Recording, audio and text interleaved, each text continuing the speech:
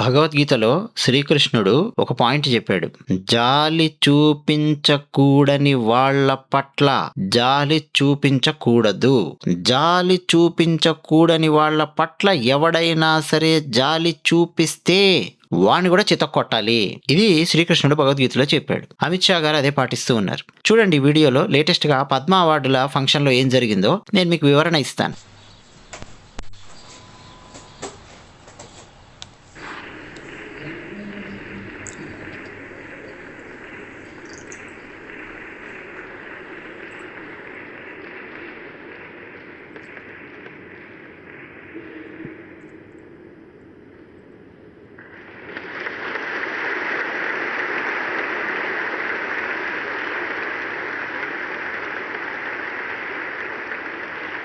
Padmashri awards ఇస్తూ ఉన్నప్పుడు ఒక చిన్న ఆక్వర్డ్ మూమెంట్ అనేది జరిగింది. దాన్ని తీసుకొని విపక్షాలు ఎలా మాట్లాడుతూ ఉన్నాయి, అసలు ఏం జరుగుతోంది మన భారతదేశంలో, చిన్న ఉదాహరణ నేను మీకు చెప్పే ప్రయత్నం చేస్తాను.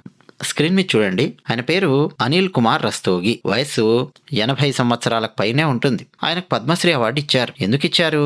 ఆయన ఒక యాక్టర్ ప్లస్ సైంటిస్ట్. సైన్స్ విషయంలో ఆయనకు ఇవ్వలేదు అవార్డు, యాక్టర్ అని చెప్పి ఆయనకు పద్మశ్రీ అవార్డు ఇచ్చారు. ఏంటి, కేవలం సినిమాలలో యాక్ట్ చేసే యాక్టర్ మాత్రమే కాదు, 1000కి పైగా నాటకాలలో, అంటే స్టేజ్ పర్ఫార్మెన్స్ అంటాం, 1000కి పైగా నాటకాలలో ఆయన నటించారు. 75కు పైగా సినిమాలలో నటించారు. 500 ఎపిసోడ్స్లో, టీవీ షోస్లో కూడా ఆయన యాక్ట్ చేశారు. ముఖ్యంగా దూరదర్శన్లో ఉడాన్ అని ఒక సీరియల్ వచ్చేది, అందులో సూపరింటెండెంట్ ఆఫ్ పోలీస్గా యాక్ట్ చేశారు. మెయిన్ కంట్రిబ్యూషన్ అయినది 1000కి పైగా నాటకాలలో నటించడము, థియేటర్కు కాంట్రిబ్యూషను, సినిమా, రేడియో, టెలివిజన్ వీటన్నింటికి కూడా జీవితాంతం ఆయన చేసినటువంటి కంట్రిబ్యూషన్కు గాను కేంద్ర ప్రభుత్వం ఆయనకు పద్మశ్రీ అవార్డు బహూకరించింది. అంతేకాదండి, ఆయన ఒక శాస్త్రవేత్తగా 78కి పైగా రీసెర్చ్ పబ్లికేషన్స్ను కో ఆథర్ చేశారు. ఒక ప్యాషనేట్ ఫిలాంథ్రపిస్ట్. అంత గొప్ప వ్యక్తి ఆయన, డాక్టర్ అనిల్ కుమార్ రస్తోగి. పద్మశ్రీ అవార్డు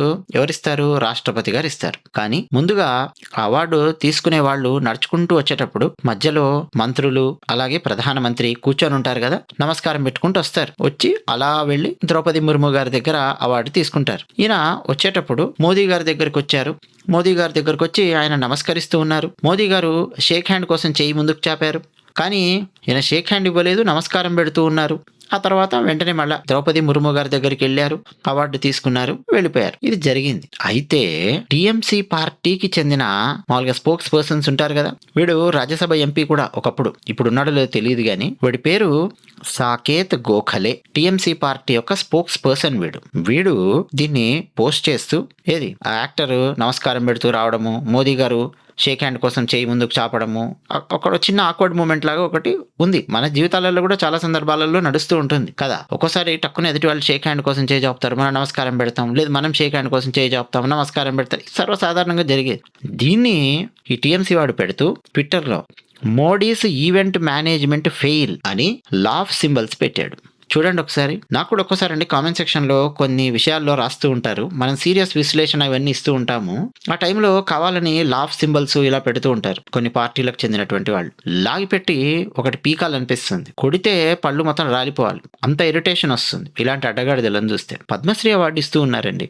ఎందుకు నేను ఇంత కోపంగా రియాక్ట్ అవుతూ ఉన్నానంటే, ఆ తర్వాత ఈ ఆపోజిషన్ టీఎంసీ వాళ్ళు వీళ్ళందరూ చేసినటువంటి ట్రోల్కి గాను అనిల్ కుమార్ రస్తోగి గారు రియాక్ట్ అయ్యారు. ఆయన ఒక పోస్ట్ పెట్టారు. ఆయన ఏమన్నారంటే, బాబు నా వయస్సు 80 సంవత్సరాలకు పైనే ఉంటుంది, ఆలోచించండి, ఇప్పుడు నేను అక్కడికి వచ్చి నడుచుకుంటూ వెళ్ళి పద్మశ్రీ అవార్డు తీసుకోవాలి అంతమంది పెద్దల మధ్యలో. నా వయస్సు 80కి పైగా ఉంది. శరీరంలో రకరకాల మార్పులు వస్తాయి, నర్వ్ సిస్టంలో కానీ, వేగంలో కానీ, టక్కున వేగంగా మనం అర్థం చేసుకోవడంలో కానీ, ప్రతిస్పందించడంలో కానీ కదా. మరి ఆ విషయం మీకు అర్థం కాకపోతే ఎట్లా? నరేంద్ర మోదీ గారిని నేను చాలా గౌరవిస్తాను.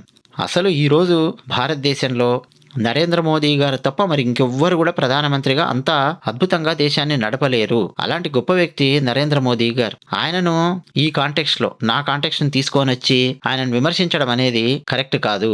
పైగా ఇలాంటి విషయాల మీద ఫన్ చేయడం ఏంటి? మోదీ గారి మీద నాకు చాలా గౌరవం ఉంది. ఇండియాకు బెస్ట్ చాయిస్ మోదీ గారే ప్రధానమంత్రిగా ఈ దేశాన్ని నడపాలంటే అని ఆయన అనిల్ కుమార్ రస్తోగి గారు ఒక పోస్ట్ పెట్టారనమాట.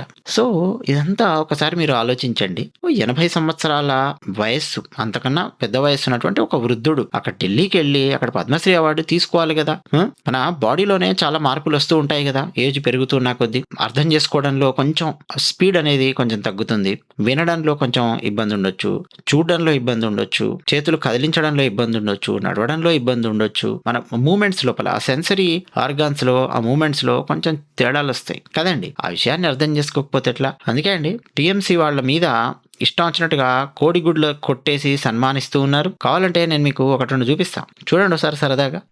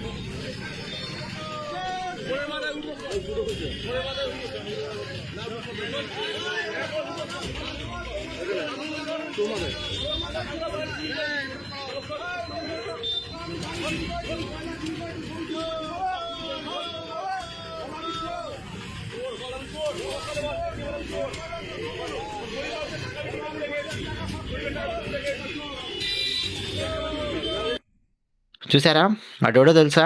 వెస్ట్ బెంగాల్లో వీడు టీఎంసీ తారకేశ్వర్ మున్సిపల్ ప్రెసిడెంట్ అన్నమాట. వీడి మెడలో చెప్పుల దండ వేశారు. ఎందుకని? ఫండ్స్ వీడు కాజేశాడు, తిన్నాడు, అవినీతిపరుడు అని చెప్పి ప్రజలు లేటెస్ట్ గా వీడికి చేసిన సన్మానం. అలాగే ఈయన్ని చూడండి,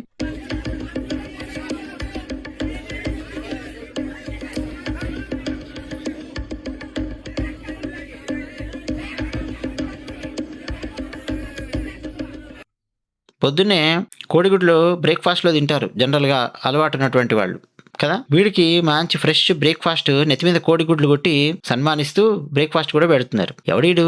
టీఎంసీ మాజీ మంత్రి ఉజ్వల్ బిస్వాస్ వీడి పేరు. ఫ్లడ్ కోసం మామూలుగా ఫండ్స్, ఫ్లడ్ రిలీఫ్ ఫండ్ కేంద్ర ప్రభుత్వం నుంచి వస్తే ఆ డబ్బులు కాజేసినటువంటి వాడు వీడు. లూటీ చేశాడు. వరద బాధితుల కోసం వచ్చిన డబ్బులు లూటీ చేశాడు వీడు. వాడి పర్సనల్కు వాడుకున్నాడు, మేడలు మిద్దెలు కట్టుకున్నాడు, కార్లు కొనుక్కున్నాడు, ప్రజల నోట్లో మట్టి కొట్టినట్టుగా చేశాడు. అందుకని ఇప్పుడు ప్రజలు వచ్చి వీడి నెత్తి మీద కోడిగుడ్లు కొట్టి సన్మానిస్తూ ఉన్నారు వాడి ఆఫీస్లోనే. ఇలాంటి సంఘటనలు పశ్చిమ బెంగాల్లో కోకొల్లలు. మరి ఇలా చేయడం కరెక్టా కాదా? ప్రజలు అంటే టీఎంసీ బిహేవియర్ ఎలా ఉందో మీకు ఈ వీడియోలోనే అర్థం కావాలి. ఆ 80 ఏళ్ల అనిల్ కుమార్ రస్తోగి గారు వచ్చి పద్మశ్రీ తీసుకునేటప్పుడు జరిగినటువంటి ఒక చిన్న ఆక్వర్డ్ మూమెంట్ని తీసుకొని టీఎంసీ స్పోక్స్ పర్సన్ ఆ సాకేత్ గోఖలే గారు ఇప్పటికీ బీజేపీ మీద విషం చిమ్మే ప్రయత్నం చేస్తూ ఉన్నాడు. మోడీస్ ఈవెంట్ మేనేజ్మెంట్ ఫెయిల్ అంట. అది మోడీస్ ఈవెంట్ మేనేజ్మెంటా చెప్పండి? అందుకే అన్నానండి, పళ్ళు రాలగొట్టేటట్టు కొట్టాలి ఈ ఎదవల్ని అని. ఒరే, అది భారతదేశానికి సంబంధించిన ఒక ఈవెంట్. పద్మ అవార్డులు అంటే గౌరవప్రదంగా భారత ప్రభుత్వం అందించే అవార్డులు. ఆ ఫంక్షన్ అది కదా.